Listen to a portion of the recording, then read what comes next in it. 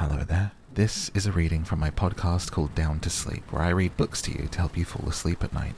There is a new episode every Monday on Spotify and podcast apps. If you enjoy this podcast, then please consider joining me on Patreon for a few dollars a month. You support the podcast, you get 2 readings a week, and you get access to every single episode so far at patreon.com/downtosleep. Thank you. Now, let's tuck you in. Take a nice deep breath for me. Hit that like and subscribe, and let's get down to sleep with The Wind in the Willows, Chapter 3. The Wild Wood.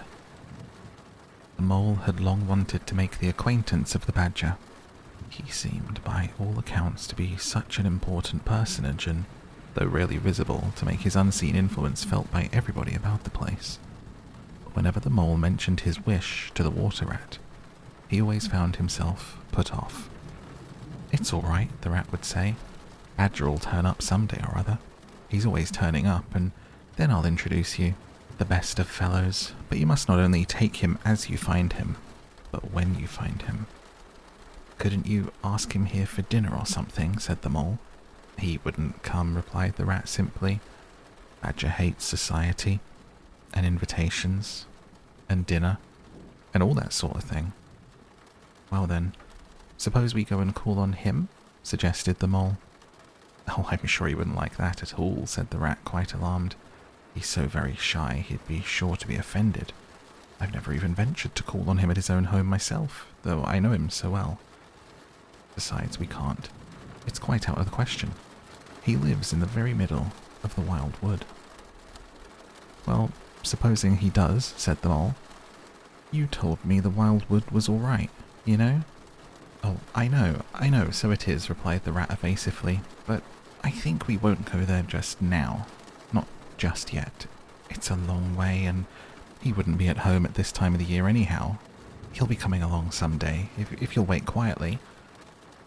The mole had to be content with this, but the badger never came along, and every day brought its amusements, and it was not until the summer was long over, and the cold and frost and miry ways kept them much indoors, and the swollen river raced outside their windows with a speed that mocked at boating of any sort or kind, that he found his thoughts dwelling again, with much persistence, on the solitary grey badger, who lived his own life by himself in his hole in the middle of the wild wood. In the winter time the rat slept a great deal, retiring early and rising late. During his short day he sometimes scribbled poetry, or did other small domestic jobs about the house, and of course there were always animals dropping in for a chat. Consequently there was a good deal of storytelling and comparing notes on the past summer and all of its doings. Such a rich chapter it had been, when one came back to look on it all, with illustrations so numerous and so very highly coloured. The pageant of the riverbank had marched steadily along, unfolding itself in scene pictures that succeeded each other in stately procession. Purple loosestrife arrived early, shaking luxuriant tangled locks along the edge of the mirror, whence its own face laughed back at it. Willow herb, tender and wistful, like a pink sunset cloud, was not slow to follow. Comfrey, the purple hand in hand with the white, crept forth to take its place in the line.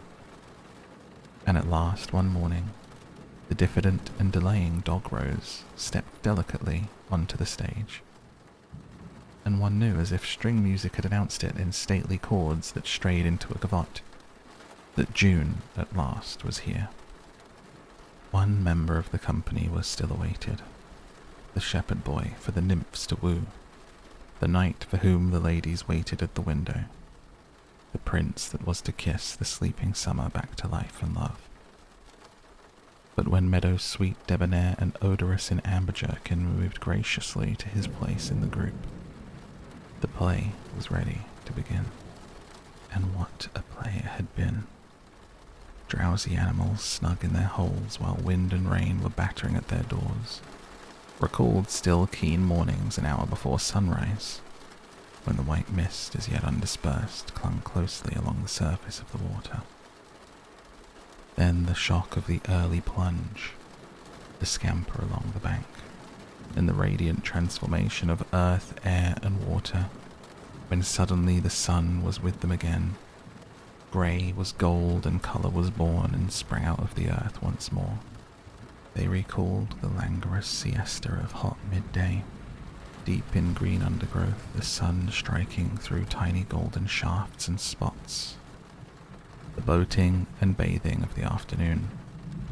The rambles along dusty lanes through yellow cornfields. And the long, cool evening at last, when so many threads were gathered up, so many friendships rounded, and so many adventures planned for the morrow. There was plenty to talk about on those short winter days, when the animals found themselves around the fire still.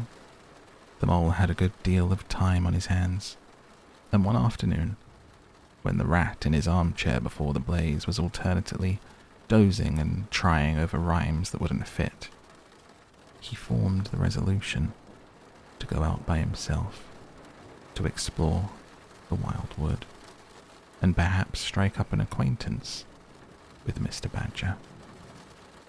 It was a cold, still afternoon, with a hard, steely sky overhead, when he slipped out of the warm parlour into the open air. The country lay bare and entirely leafless around him, and he thought that he had never seen so far and so intimately into the insides of things as on that winter day, when nature was deep in her annual slumber, seemed to have kicked the clothes off.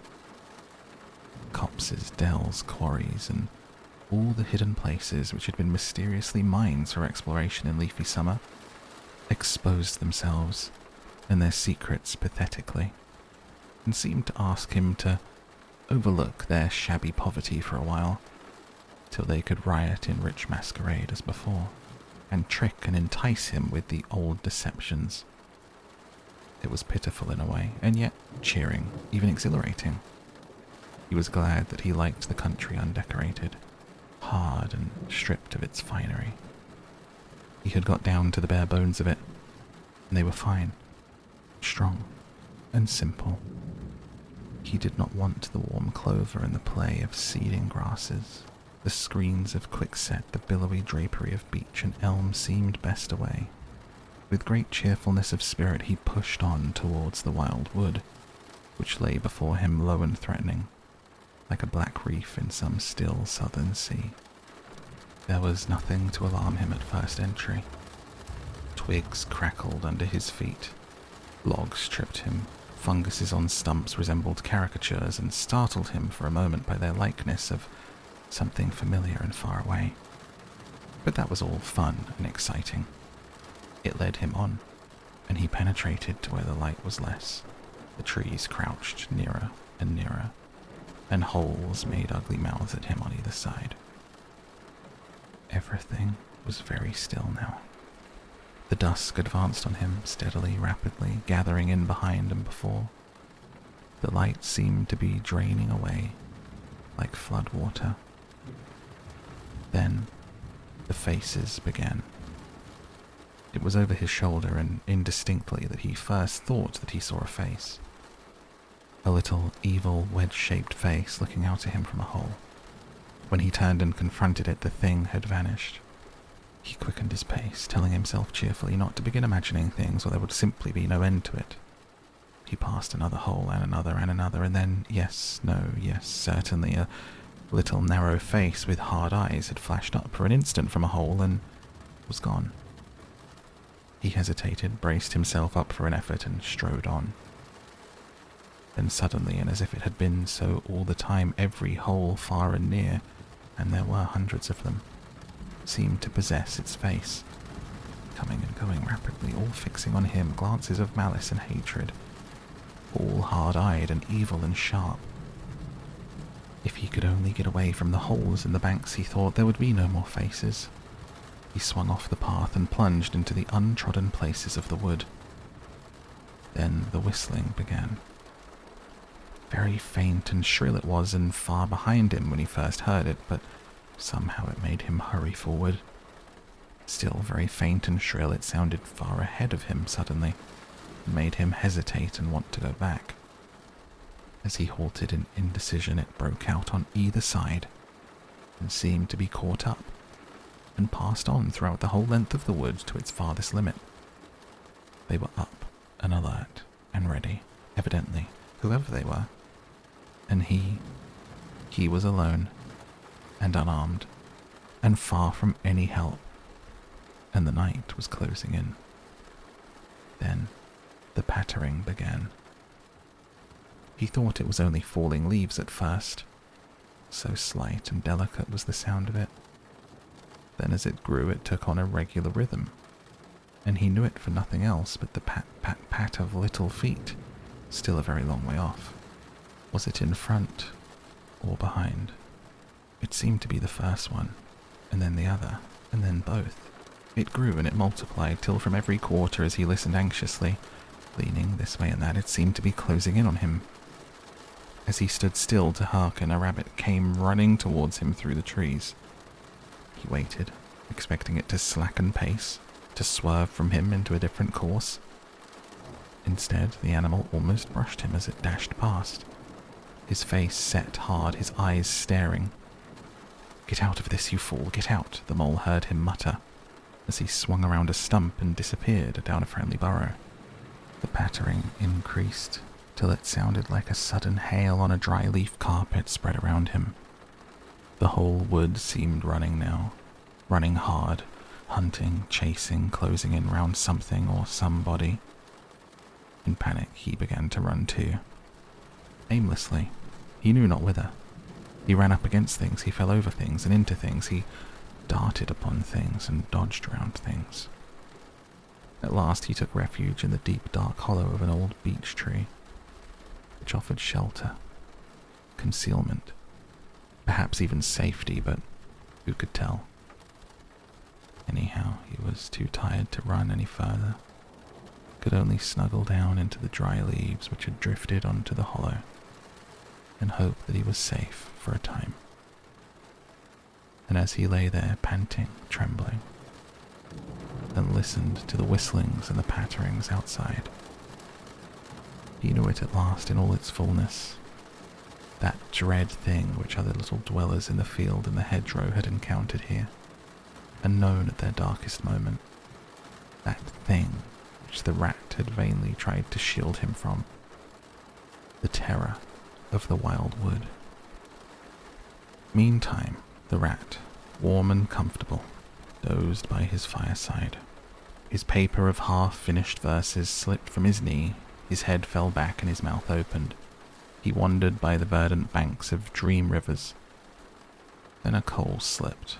The fire crackled and sent up a spurt of flame, and he woke with a start, remembering what he had been engaged upon. He reached down to the floor for his verses, pored over them for a minute, and looked round for the mole to ask him if he knew a good rhyme for something or other. But the mole was not there. He listened for a time. The house seemed very quiet. Then he called, "Moley," several times, and receiving no answer, he got up and went out into the hall. The mole's cap was missing from its accustomed peg. His galoshes, which always lay by the umbrella stand, were also gone.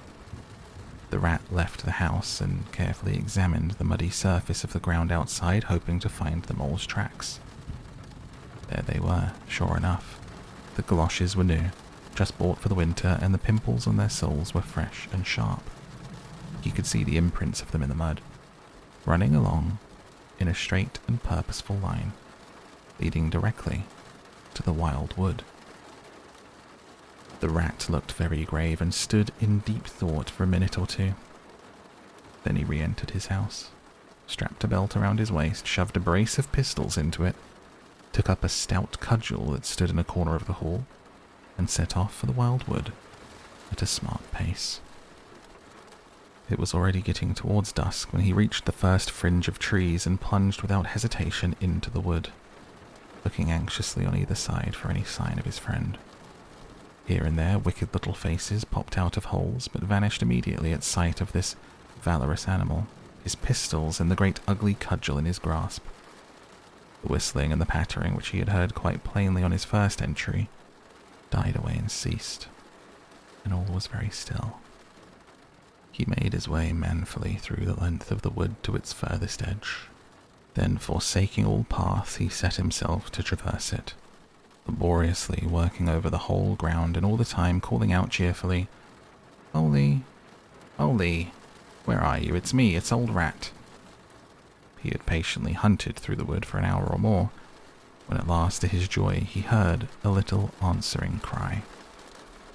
Guiding himself by the sound, he made his way through gathering darkness to the foot of an old beech tree with a hole in it. From out of the hole came a feeble voice saying, "Ratty, is that really you?" The rat crept into the hollow, and there he found the mole, exhausted and trembling. "Oh, Rat," he cried, "I've been so frightened. You can't think." "Oh, I quite understand," said the rat soothingly. "You shouldn't really have gone and done it, Mole. I did my best to keep you from it. We riverbankers, we hardly ever come here by ourselves. If we have to come, we come in couples at least, and then we're generally all right. Besides, there are 100 things one has to know which we understand all about, and you don't, as yet. Passwords, signs, sayings which have power and effect, plants to carry in your pocket, verses you repeat, dodges and tricks you practice. All simple enough when you know them, but they've got to be known if you're small, or you'll find yourself in trouble. Of course, if you were Badger or Otto, it would be quite another matter." "Surely the brave Mr. Toad wouldn't mind coming here by himself, would he?" inquired Mole. "Old Toad," said the rat, laughing heartily. "He wouldn't show his face here alone. Not for a hatful of golden guineas. Toad wouldn't." The mole was greatly cheered by the sound of the rat's careless laughter, as well as by the sight of his stick and his gleaming pistols. He stopped shivering and began to feel bolder, more himself again. "Now then," said the rat presently, "we must really pull ourselves together and make a start for home, while there's still a little light left. It'll never do to spend the night here, you understand. It's too cold, for one thing." "Dear Ratty," said the poor mole, "I'm dreadfully sorry, but I'm simply dead beat, and that's a solid fact. You must let me rest here a while longer and get my strength back if I'm to get home at all." "Oh, all right," said the good-natured rat. "Rest away. It's pretty nearly pitch dark now anyhow, and there ought to be a bit of a moon later." So the mole got well into the dry leaves and stretched himself out. Presently dropped off into sleep, a broken and troubled sort, while the rat covered himself up too as best he might for warmth and lay patiently waiting, with a pistol in his paw. When at last the mole woke, much refreshed and in his usual spirits, the rat said, "Now then, I'll just take a look outside and see if everything's quiet, and we must really be off." He went to the entrance of the retreat and put his head out. The mole heard him saying quietly to himself, "Hello, hello, here is a go." "What's up, Ratty?" asked the mole. "Snow is up," said the rat briefly. "Or rather, down. It's snowing hard." The mole came and crouched beside him, and looking out saw the wood that had been so dreadful to him in quite a changed aspect. Holes, hollows, pools, pitfalls, and other black menaces to the wayfarer were vanishing fast. A gleaming carpet of fairy was springing up everywhere. It looked too delicate to be trodden upon by rough feet. A fine powder filled the air and caressed the cheek with a tingle to the touch. The black boles of the trees showed up in a light that seemed to come from below. Well, well, it can't be helped," said the rat after pondering. "We must make a start, and take our chance, I suppose. The worst of it is, I don't exactly know where we are. And now the snow makes everything so very different." It did indeed. The mole would not have known that it was the same wood. However, they set out bravely. They took the line that seemed the most promising, holding on to each other and pretending with invincible cheerfulness that they recognized an old friend in every fresh tree that grimly and silently greeted them. Saw openings, gaps, or paths with a familiar turn in them, in the monotony of the white space and the black tree trunks that refused to vary. An hour or two later they had lost count of time. They pulled up, dispirited, weary, and hopelessly at sea, and sat down on a fallen tree trunk to recover their breath and consider what was to be done. They were aching with the fatigue and bruised with tumbles. They had fallen into several holes and got wet through. The snow was getting so deep that they could hardly drag their little legs through it, and the trees were thicker and more like each other than ever. There seemed to be no end to this wood, and no beginning, and no difference in it, and worst of all, no way out. "We can't sit here very long," said the rat. "We shall have to make another push for it and do something or other. The cold is too awful for anything, and the snow will soon be too deep for us to wade through." He peered about him and considered. "Look here," he went on, "this is what occurs to me. There's a sort of dell down here in front of us where the ground seems hilly and humpy and hummocky. We'll make our way down into that and try and find some sort of shelter, a cave or a hole with a dry floor, out of the snow and the wind, and there we'll have a good rest before we try again. We're both pretty dead beat. The snow may leave off, or something may turn up." So once more they got on their feet and struggled down into the dell, where they hunted about for a cave or some corner that was dry, a protection from keen wind and whirling snow. They were investigating one of the hummocky bits the rat had spoken of when suddenly the mole tripped up and fell forward on his face with a squeal. "Oh, my leg," he cried. "Oh, my poor shin." He sat up in the snow and nursed his leg in both of his front paws. "Poor old mole," said the rat kindly. "You don't seem to be having much luck today, do you? Let's have a look at that leg." "Yes," he went on, going down on his knees to look. "You've cut your shin, sure enough. Wait till I get at my handkerchief and I'll tie it up for you." "I must have tripped over a hidden branch or a stump," said the mole miserably. "Oh my, oh my." "It's a very clean cut," said the rat, examining it again attentively. "That was never done by a branch or a stump. Looks as if it was made by a sharp edge of something metal. Funny." He pondered a while and examined the humps and slopes that surrounded them. "Oh, never mind what done it," said the mole, forgetting his grammar in his pain. "It hurts just the same, whatever done it." The rat, after carefully tying up the leg with his handkerchief, had left him and was busy scraping in the snow. He scratched and shoveled and explored, all four legs working busily, while the mole waited impatiently, remarking at intervals, "Oh, come on, rat." Suddenly, the rat cried, "Hooray!" and then, "Hooray!" and fell to executing a feeble jig in the snow. "What have you found, Ratty?" asked the mole, still nursing his leg. "Come and see," said the delighted rat as he jigged on. The mole hobbled up to the spot and had a good look. "Well," he said at last slowly, "I see it right enough. Seen the same sort of thing before lots of times. Familiar object, I call it. A door scraper. Well, what of it? Why dance jigs around a door scraper?" "Don't you see what it means, you dull-witted animal?" cried the rat impatiently. "Of course I see what it means," replied the mole. "It simply means that some very careless and forgetful person has left his door scraper lying about in the middle of the wild wood, just where it's sure to trip everybody up. Very thoughtless of him, I call it. When I get home I shall go and complain about it to somebody or other. See if I don't." Oh dear," cried the rat in despair at his obtuseness. "Here, stop arguing, and come and scrape." He set to work again and made the snow fly in all directions around him. After some further toil, his efforts were rewarded, and a very shabby doormat lay exposed to view. "There, what did I tell you?" exclaimed the rat in great triumph. "Absolutely nothing whatever," replied the mole with perfect truthfulness. "Well now," he went on, "you seem to have found another piece of domestic litter. Done for and thrown away, and I suppose you're perfectly happy. Better go ahead and dance your jig around that if you've got to, and get it over with. Perhaps we can go on and not waste any more time over rubbish heaps. Can we eat a doormat? Or sleep under a doormat? Or sit on a doormat and sledge home? Over the snow on it? you exasperating rodent."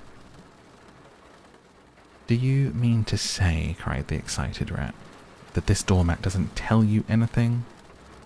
"Really, Rat," said the mole quite pettishly, "I think we've had enough of this folly. Whoever heard of a doormat telling anyone anything? They simply don't do it. They're not that sort at all. Doormats know their place." "Now, look here, you thick-headed beast," replied the rat, really angry. "This must stop. Not another word, but scrape and scratch and dig and hunt around, especially on the sides of the hummocks. If you want to sleep dry and warm tonight, it's our last chance." The rat attacked a snowbank beside them with ardour, probing with his cudgel everywhere and digging with fury. The mole scraped busily too, more to oblige the rat than for any other reason, for his opinion was that his friend was getting lightheaded. Some 10 minutes hard work, and the point of the rat's cudgel stick struck something that sounded hollow. He worked until he could get a paw through and feel. Called Mole to come and help him. Hard at it went the two animals, till at last the result of their labours stood full in view of the astonished and hitherto incredulous Mole. In the side of what had seemed to be a snowbank stood a solid-looking little door, painted dark green. An iron bell hung by the side, and below it, on a small brass plate, neatly engraved in square capital letters they could read by the aid of moonlight, "Mr. Badger." The mole fell backwards on the snow from sheer surprise and delight. "Rat," he cried in penitence, "you're a wonder. A real wonder, that's what you are. I see it all now. You argued it out step by step in that wise head of yours from the very moment that I fell and cut my shin. You looked at the cut, and at once your majestic mind said to itself, 'Door scraper,' and then you turned to and found the very door scraper that done it. Did you stop there? No. Some people would have been quite satisfied, but not you. Your intellect went on working. 'Let me only just find a doormat,' says you to yourself, and my theory is proved, and of course you found your doormat. You're so clever. I believe you could find anything you liked. Now, says you, that door exists as plain as if I saw it. There's nothing else that remains to be done but to find it. Well, I've read about that sort of thing in books, but I've never come across it before in real life. You ought to go where you'll be properly appreciated. You're simply wasted here, among us fellows. If only I had your head, Ratty. But as you haven't," interrupted the rat rather unkindly, "I suppose you're going to sit on the snow all night and talk. Get up at once, hang on to that bell pull that you see there, and ring hard as you can, while I hammer." While the rat attacked the door with his stick, the mole sprang up at the bell pull, clutched it, and swung there, both feet well off of the ground. And from quite a long way off, they could faintly hear a deep-toned bell respond. They waited patiently for what seemed a very long time, stamping in the snow to keep their feet warm. At last they heard the sound of slow shuffling footsteps approaching the door from the inside. It seemed, as the mole remarked to the rat, like someone walking in carpet slippers that were too large for him down at the heel, which was intelligent of Mole, because that is exactly what it was. There was the noise of a bolt shot back, and the door opened a few inches, enough to show a long snout and a pair of sleepy, blinking eyes. "Now, the very next time this happens," said a gruff and suspicious voice, "I shall be exceedingly angry. Who is it this time, disturbing people on such a night? Speak up." "Oh, Badger," cried the rat, "let us in, please. It's me, Rat, and my friend Mole. We've lost our way in the snow." "What? Ratty, my dear little man," exclaimed the Badger in quite a different voice. "Come along in, both of you at once. Why, you must be perished. Well, I never. Lost in the snow, and in the wild wood, too, and at this time of night. Come in with you."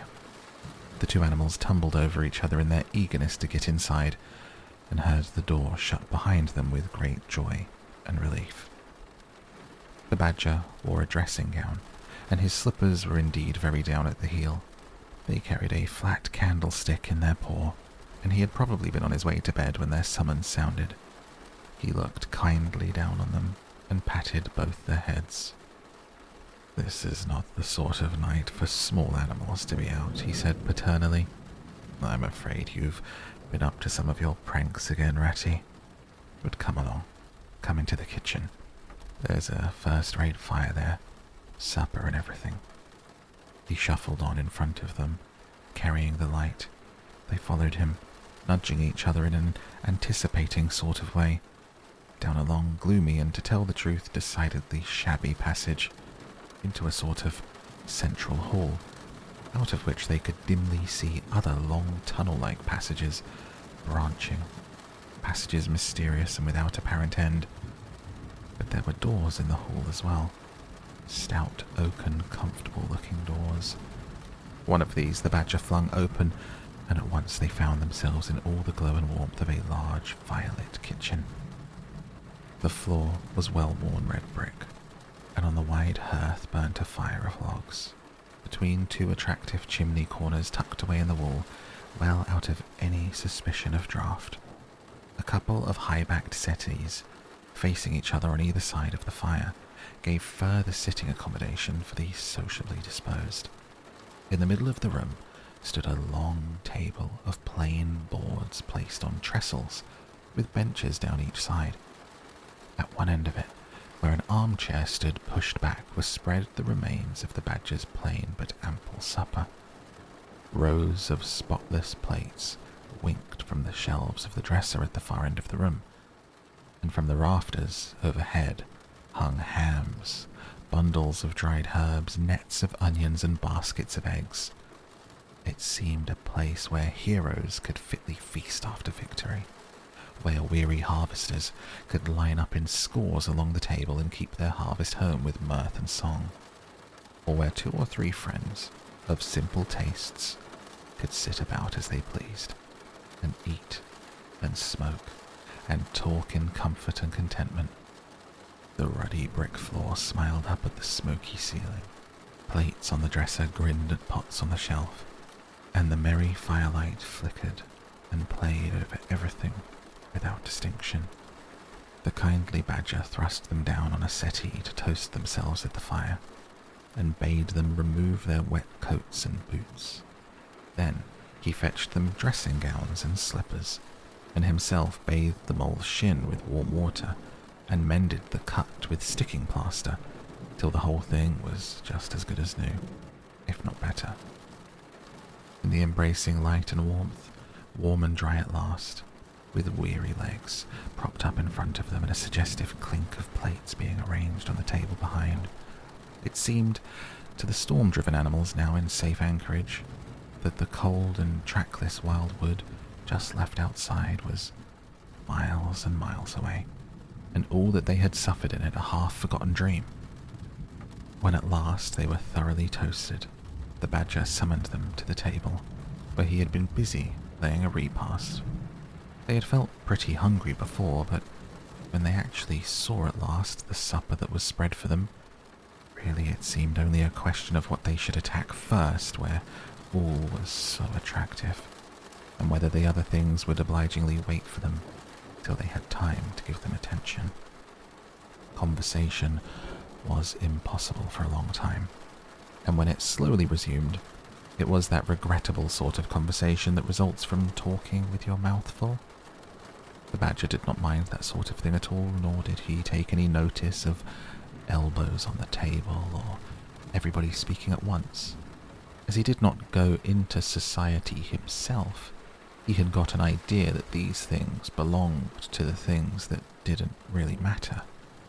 We know, of course, that he was wrong and took too narrow a view, because they do matter very much, though it would take too long to explain why. He sat in his armchair at the head of the table and nodded gravely at intervals as the animals told their story. He did not seem surprised or shocked at anything, and never said, "I told you so," or "just what I always said," or remarked that they ought to have done so-and-so or ought not to have done something else. The mole began to feel very friendly towards him. When supper was really finished at last, and each animal felt that his skin was as tight as was decently safe, and that by this time he didn't care a hang for anybody or anything. They gathered around the glowing embers of the great wood fire and thought how jolly it was to be sitting up so late and so independent and so full. And after they had chatted for a time about things in general, the Badger said heartily, "Now then, tell us the news from your part of the world. How's old Toad going on?" From bad to worse," said the Rat gravely, while the Mole cocked up on a settee and, basking in the firelight, his heels higher than his head, tried to look properly mournful. "Another smash-up only last week, and a bad one, you see. He will insist on driving himself, and he's hopelessly incapable. If he'd only employ a decent, steady, well-trained animal and pay him good wages and leave everything to him, he'd get on all right, but he's convinced he's a heaven-born driver and nobody can teach him anything, and all the rest follows." "How many has he had?" inquired the Badger gloomily. "Smashes or machines?" asked the Rat. "Oh, well, after all, it's the same thing with Toad. This is the 7th. As for the others, you know, that coach house of his, it's piled up. It's literally piled up to the roof with fragments of motor cars, none of them bigger than your hat. That accounts for the other 6, so far, that can be accounted for. He's been in hospital 3 times," put in the Mole, "and as for the fines he's had to pay, it's simply awful to think of." "Yeah, and that's part of the trouble," continued the Rat. "Toad's rich, we all know, but he's not a millionaire, and he's a hopelessly bad driver, quite regardless of law and order. Killed or ruined, it's got to be one of the 2 things sooner or later, Badger. We're his friends, oughtn't we do something?" The Badger went through a bit of hard thinking. "Now, look here," he said at last, rather severely. "Of course you know I can't do anything now." His 2 friends assented, quite understanding his point. No animal, according to the rules of animal etiquette, is ever expected to do anything strenuous or heroic, or even moderately active during the off-season of winter. All are sleepy, some actually asleep. All are weatherbound, more or less, and all are resting from arduous days and nights, during which every muscle in them has been severely tested, and every energy kept at full stretch. "Very well, then," continued the Badger, "but when once the year has really turned and the nights are shorter, halfway through them one rouses and feels fidgety, wanting to be up and doing by sunrise, if not before, you know." Both animals nodded gravely. They knew. "Well then," went on the Badger, "we, that is, you and me, and our friend the Mole here, we'll take Toad seriously in hand. We'll stand no nonsense whatever. We'll bring him back to reason, by force if need be. We'll make him be sensible, Toad. Well, you're asleep, Rat." "Not me," said the Rat, waking up with a jerk. "He's been asleep 2 or 3 times since supper," said the Mole, laughing.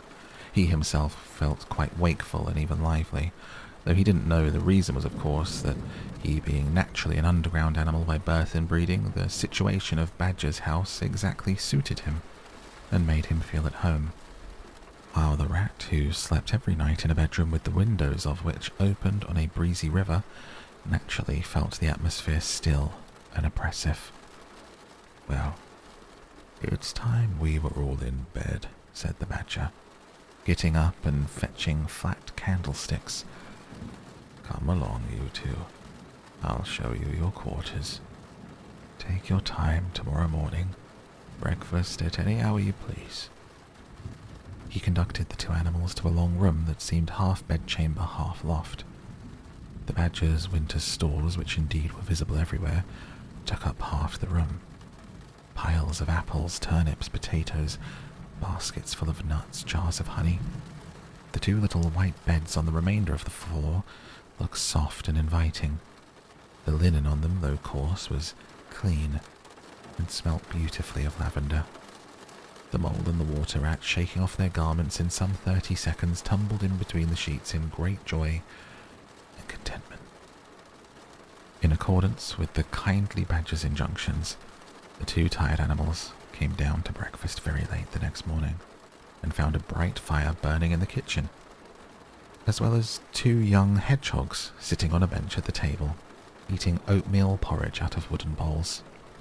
The hedgehogs dropped their spoons, rose to their feet, and ducked their heads respectfully as the two entered. "There, sit down," said the rat pleasantly. "Go on with your porridge. Where have you youngsters come from? Lost your way in the snow, I suppose?"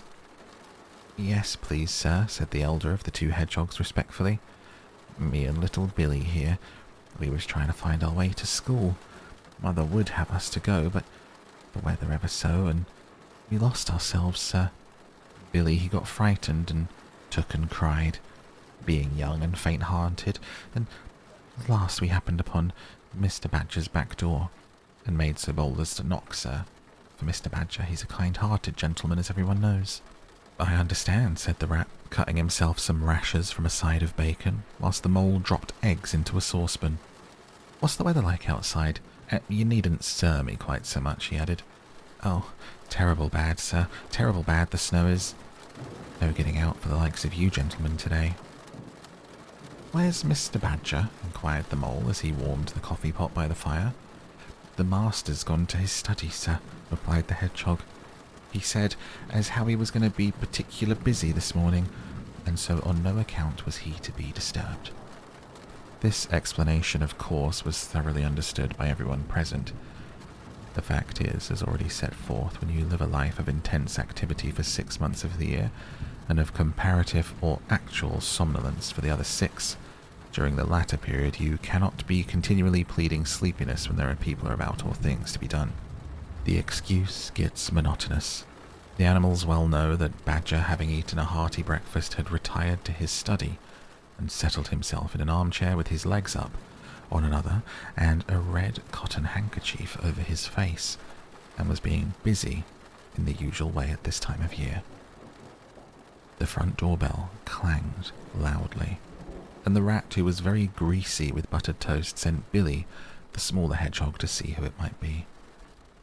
There was a sound of much stamping in the hall, and presently Billy returned in front of an otter, who threw himself on the rat with an embrace and a shout of affectionate greeting. "Get off," spluttered the rat with his mouth full. "Thought I might find you here all right," said the otter cheerfully. "They were all in a great state of alarm along the riverbank when I arrived this morning. Rat never been home all night, nor mole either. Something dreadful must have happened, they said, and the snow had covered up all your tracks, of course. But I knew that when people were in any fix that mostly they went to Badger, or else Badger got to know of it somehow, so I came straight off here, through the wild woods and the snow. My, it was fine coming through the snow as the red sun was rising, showing against the black tree trunks it was. As you went along in the stillness, every now and then masses of snow slid off the branches suddenly with a flop, making you jump and run for cover. Snow castles and snow caverns had sprung up out of nowhere in the night, snow bridges, terraces, ramparts. I could have stayed and played with them for hours. Here and there great branches had been torn away by the sheer weight of the snow, and robins perched and hopped on them in their perky, conceited way, just as if they had done it themselves. A ragged string of wild geese passed overhead, high on the grey sky. A few rooks whirled over the trees, inspected and flapped off homewards with a disgusted expression, but I met no sensible being to ask for news. About halfway across I came on a rabbit sitting on a stump, cleaning his silly face with his paws. He was a pretty scared animal when I crept up behind him and placed a heavy forepaw on his shoulder. I had to cuff his head once or twice to get any sense out of it.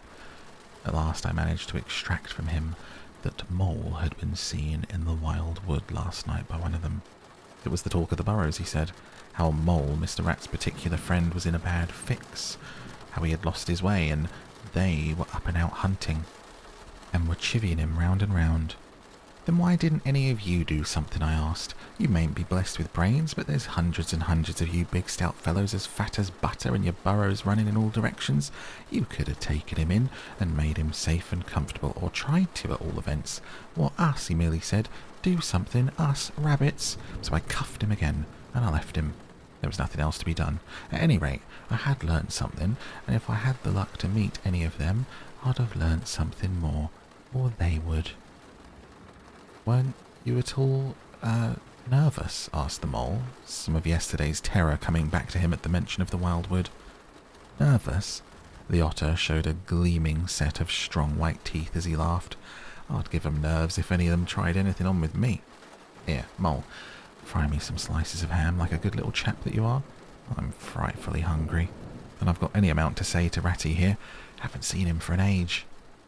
So the good-natured mole, having cut some slices of ham, set the hedgehogs to fry it, and returned to his own breakfast, while the otter and the rat, their heads together, eagerly talked river shop, which is long shop, and talk that is endless, running on like a babbling river itself.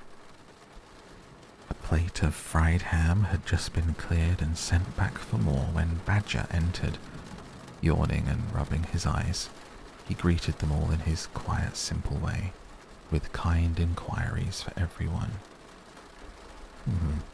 It must be getting on for luncheon time, he remarked to the otter. Better stop and have it with us. You must be hungry this cold morning.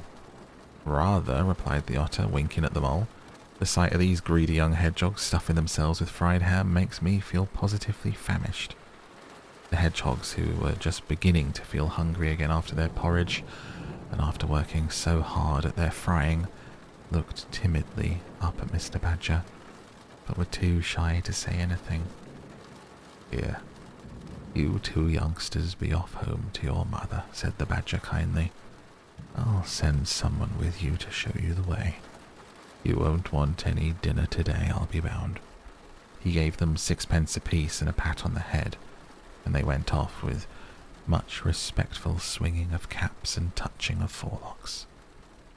Presently they all sat down to luncheon together. The mole himself placed next to Mr. Badger, and as the other two were still deep in river gossip from which nothing could divert them, he took the opportunity to tell Badger how comfortable and homelike it all felt to him. Once you're underground, he said, you know exactly where you are. Nothing can happen to you, nothing can get at you. You're entirely your own master, and you don't have to consult anybody or mind what they say. Things go on all the same overhead and you let them. Don't bother about them. When you want to, up you go. And there things are, waiting for you. The Badger simply beamed on him. That's exactly what I say, he replied. There's no security or peace and tranquility except underground. And then, if your ideas get larger and you want to expand, why, a dig and a scrape and there you are. If you feel your house is a bit too big, you stop up a hole or two and there you are again. No builders, no tradesmen, no remarks passed on you by fellows looking over your wall, and above all, no weather.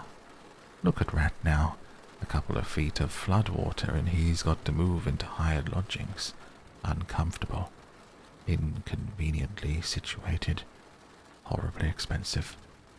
Take Toad. I say nothing against Toad Hall, quite the best house in these parts as a house.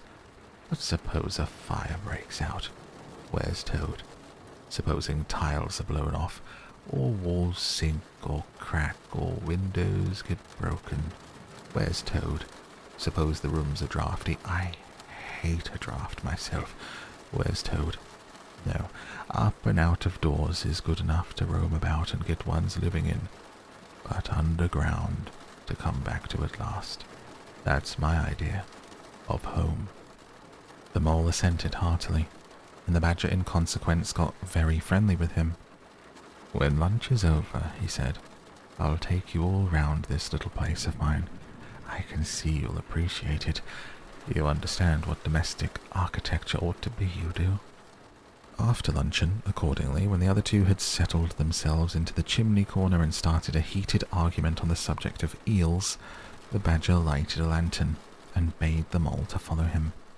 Crossing the hall, they passed down one of the principal tunnels. The wavering light of the lantern gave glimpses on either side of rooms both large and small, some mere cupboards, others nearly as broad and imposing as Toad's dining hall. A narrow passage at right angles led them into another corridor. Here the same thing was repeated. The mole was staggered at the size, the extent, the ramifications of it all, the length of the dim passages, the solid vaultings of the crammed store chambers, the masonry everywhere, the pillars, the arches, the pavements. "How on earth, Badger," he said at last, "did you ever find time and strength to do all this? It's astonishing." "It would be astonishing indeed," said the Badger simply, "if I had done it. But as a matter of fact, I did none of it. I only cleaned out the passages and chambers as far as I had need of them. There's lots more of it all around about. I see you don't understand, and I must explain it to you. Well, very long ago, on the spot where the wild wood waves now, before ever it had planted itself and grown up to what it is now, there was a city of people, you know. Here, where we are standing, they lived and walked and talked and slept and carried on their business. Here they stabled their horses, they feasted. From here they rode out to fight or drove out to trade. They were a powerful people, and rich, and great builders. They built to last, for they thought their city would last forever." "But what's become of them all?" asked the mole. "Who can tell?" said the Badger. "People come, they stay for a while. They flourish, they build, and they go. It is their way. But we remain. There were badgers here, I've been told, long before that same city ever came to be. And now there are badgers here again. We are an enduring lot. We may move out for a time, but we wait, and are patient. And back we come, and so it will ever be." "Well, and when they went at last, those people," said the mole. "When they went," continued the Badger, "the strong winds, persistent rains took the matter in hand. Patiently, ceaselessly, year after year. Perhaps we badgers too, in our small way, helped a little, who knows. It was all going down, down, down. Gradually, ruin, leveling and disappearance. Then it was all up, up, up. Gradually, as seeds grew to saplings and saplings to forest trees, and bramble and fern came creeping to help. Leaf mold rose and obliterated. Streams in their winter freshets brought sand and soil to clog, to cover, and in course of time our home was ready for us again, and we moved in. Up above us on the surface the same thing happened. Animals arrived, liked the look of the place and took up their quarters, settled down, spread and flourished. They didn't bother themselves about the past, they never do. They're too busy. The place was a bit humpy and hillocky, naturally, full of holes, and that was rather an advantage. And they don't bother about the future either. The future, when perhaps people will move in again, for a time, as may very well be. The wild wood is pretty well populated now, with all the usual lot. Good, bad, indifferent. I name no names. It takes all sorts to make a world. But I fancy you know something about them yourself by this time. "I do indeed," said the mole with a shiver. Well, the Badger patted him on the shoulder. "It was your first experience of them, you see. They're not so bad, really. We must all live and let live. I'll pass the word around tomorrow, and I think you'll have no further trouble. Any friend of mine walks where he likes in this country, or I'll know the reason why." When they got back to the kitchen again, They found the rat walking up and down, very restless. The underground atmosphere was oppressing him and getting on his nerves. He seemed really to be afraid that the river would run away if he wasn't there to look after it. He had his overcoat on and his pistols thrust into his belt again. "Come along, Mole," he said anxiously, as soon as he caught sight of them. "We must get off while it's daylight. Don't want to spend another night in the wild woods again." "It'll be all right, my fine fellow," said the otter. "I'm coming along with you, and I know every path blindfold. And if there's a head that needs to be punched, you can confidently rely on me to punch it." "You really needn't fret, Ratty," added the badger placidly. "My passages run further than you think, and I've got bolt holes to the edge of the wood in several directions, though I don't care for everybody to know about them. When you really have to go, you shall leave by one of my shortcuts. Meantime, make yourself easy and sit down again." The rat was nevertheless still anxious to be off and attend to his river, so the badger, taking up his lantern again, led the way along a damp and airless tunnel that wound and dipped, part vaulted, part hewn through solid rock, for a weary distance that seemed to be miles.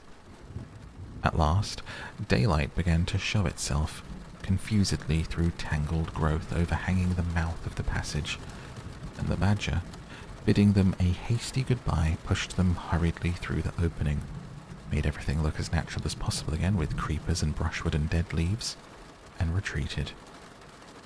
They found themselves standing on the very edge of the wild wood. Rocks and brambles and tree roots behind them, confusedly heaped and tangled in front, a great space of quiet fields hemmed by lines of hedges black on snow, and far ahead a glint of a familiar old river, while the wintry sun hung red and low on the horizon. The otter, as knowing all the paths, took charge of the party, and they trailed out on a beeline from a distant stile. Pausing there a moment and looking back, they saw the whole mass of the wild wood. Dense, menacing, compact, grimly set in vast white surroundings. Simultaneously they turned and made swiftly for home, for firelight, and familiar things that it played on, for the voice sounding cheerily outside their window, of the river that they knew and trusted, in all its moods that never made them afraid with any amazement.